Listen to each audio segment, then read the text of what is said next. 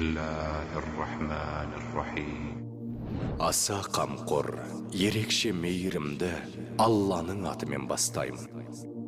Егер сен күні бойы шайтаннан қорған болсын десең, онда 100 рет былай де: لا إله إلا الله وحده لا شريك له له الملك وله الحمد وهو على كل شيء قدير.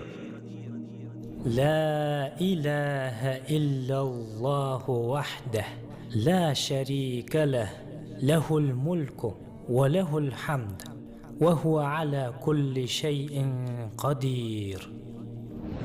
Алладан басқа құлшылық қылуға лайық ешбір құдай жоқ. Ол жалғыз, әрі оның серігі жоқ.